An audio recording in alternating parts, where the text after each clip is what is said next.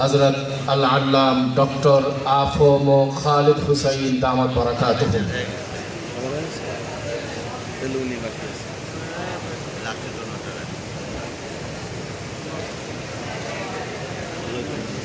صاحب الفضيلة والسعادة الشيخ الأستاذ خالد سيف الله أيوبي،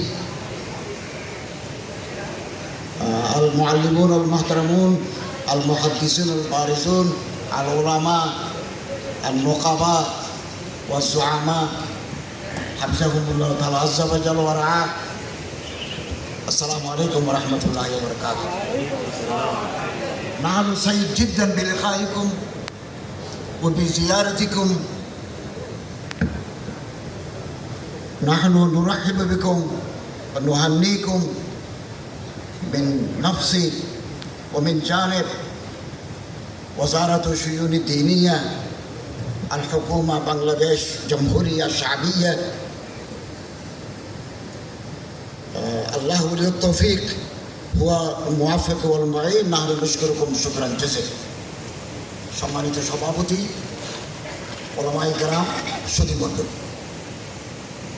হযরত মাওলানা খালেদ সাইফুল্লাহ আইয়ুবী কর্তৃক হাফিজাহুল্লাহ তাআলা কর্তৃক লিখিত সম্পাদিত 2 খণ্ডে মশায়েখে বাংলাদেশ এর মোড়ক উন্মোচন উপলক্ষে আয়োজিত এই সমাবেশে আমরা হাজির হয়েছি।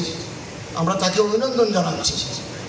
তিনি 484 জন আলেম, মুফতি, মুহাদ্দিস, মুতাকাল্লিম, মুনাজির এর জীবন, কর্ম, খেদমাত, কারনামে তিনি এক জায়গায় করেছেন।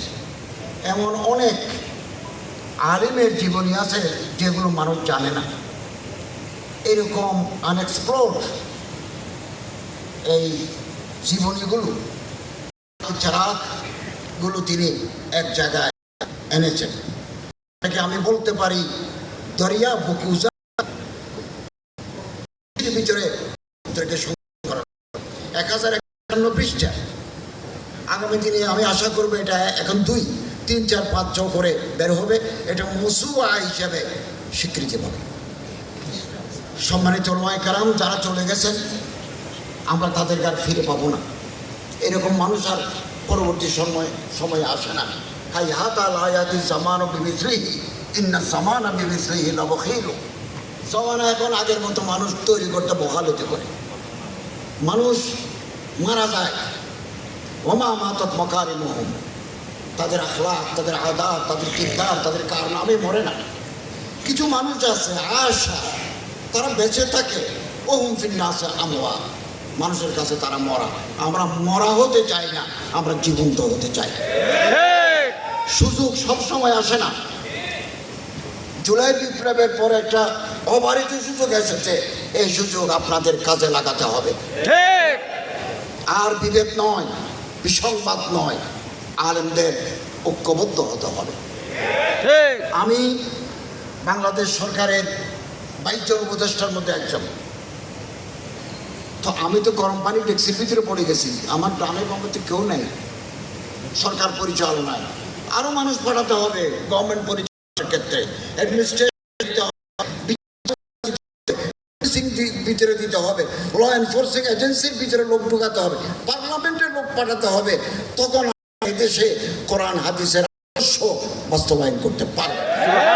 কেবল গরম গরম বক্তৃতা করলাম, স্লোগান দিলাম, it is not sufficient enough for the movement. এটা কোনোদিন এই গরম বক্তৃতার দ্বারা কিছু হবে না। পরিকল্পনা নেন, মনসুবা করেন। সুযোগ সবসময় আসে না, সুযোগ এক সময় হাতছাড়া হয়ে যাবে।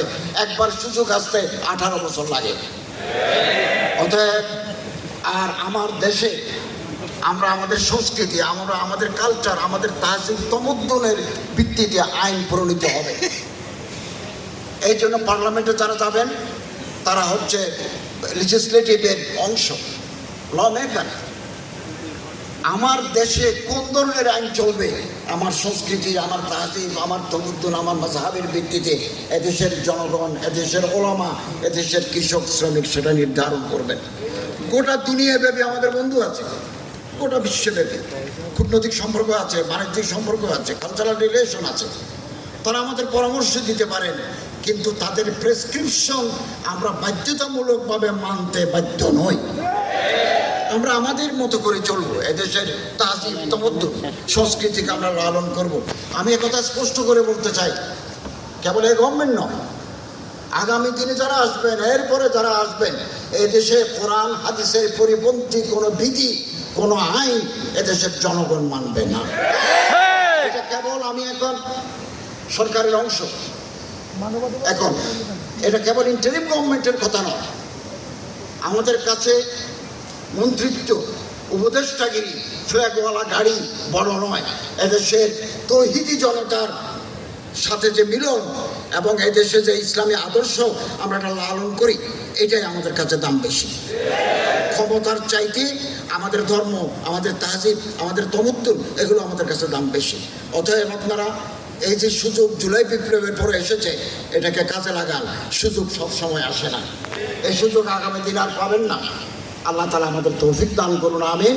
মৌলানা খালেদ সাইফুল্লাহ আইয়ুবী সহ হযরত উলামায়ে কেরাম এই যে বই পুস্তক এই 2 খণ্ডের যে মেহনত করেছেন, আগামী সংখ্যা সেকেন্ড এডিশন করার সময় আপনারা আরও আলেমদেরকে সংযুক্ত করবেন, রেফারেন্স দিবেন। কিছু কিছু আলেমদের জীবন একেবারে সংক্ষিপ্ত হয়েছে, এটা একটু বড় করবেন। আর যারা এখন আনএক্সপ্লোর্ড, এখনও আসে নাই, তাদেরকে যুক্ত করবেন। এটা বাংলাদেশের ইতিহাসে আমি আশা করি খালেদ সাইফুল্লাহ আইয়ুবী সাহেবের মাধ্যমে একটা মহৎ কাজ হবে। এটা আমাদের আই ওপেনার, সারা পৃথিবীর চোখ খুলে দেবে। আল্লাহ তৌফিক ওয়াল মুওয়াফিক ওয়াল মুঈন। আসসালামু আলাইকুম।